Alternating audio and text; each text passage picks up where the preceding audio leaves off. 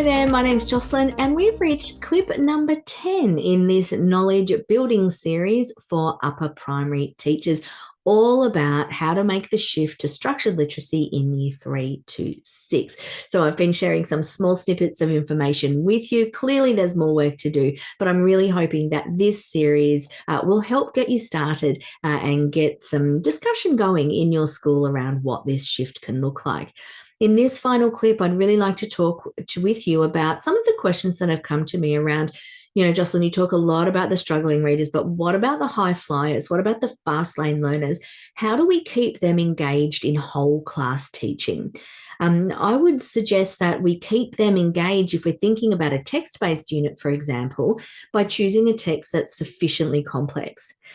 When we think some of this change in thinking comes about because we think that we've got to match the text to the student. And I've spoken in a previous clip about how that's just really kind of not a thing, really, and it's not supported by the evidence in terms of extending students.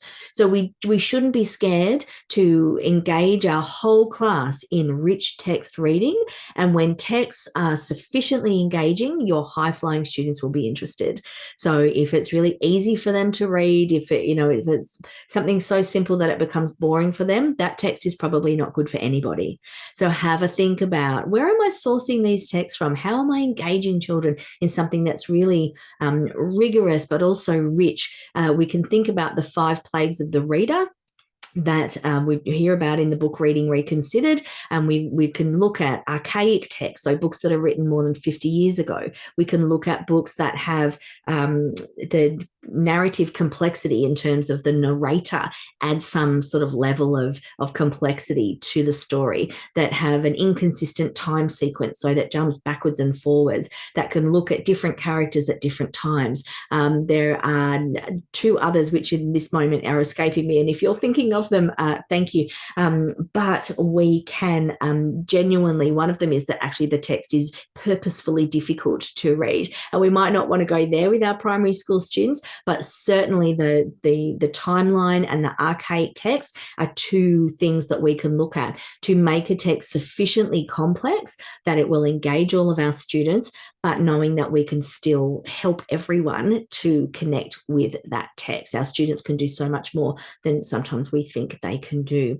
When it comes to morphology instruction, providing opportunities for those high-flying students to take it other places. So having them go on a bit of a word hunt in an information text or in something else, and they can see how they can connect with the learning that you are doing. The feedback that's come to me around the morphology instruction that I've recently put together is that the students needing support, it makes sense to them, they feel successful, and the high-flying students, it opens up their eyes to words, and all of a sudden they're off and they want to take it in the direction they want to. So don't think that, please don't think that whole class teaching means that someone has to miss out. We engage everyone. When we aim high, we have high expectations, and we vary the level of support that students need to engage with what we are teaching. That is it for this last clip in this knowledge building series, all for upper primary teachers. There is way more to come in terms of supporting you all, but know that the resource room is there with text-based units written with morphology instruction organised for you. I'm going to have more professional learning for you around upper primary. That's certainly coming. But please, if you haven't watched all of the clips in this series, go back. They're only short. Share them with people. Pop it in an email to your team. Look at it during a staff meeting. They're here on YouTube. So please take advantage of that.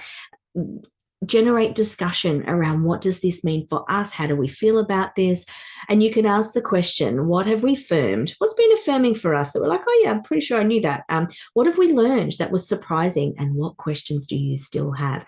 Because in deciding what your next steps in professional learning are, knowing what the questions are we've still got, that is the guidance that's going to help you find your way as a team of professionals who are all wanting to work and do fantastic things for children. I look forward to hearing from you about your classrooms, and please tell me, what are your questions that you still have? That will help me make more things to help you. Thanks, everyone.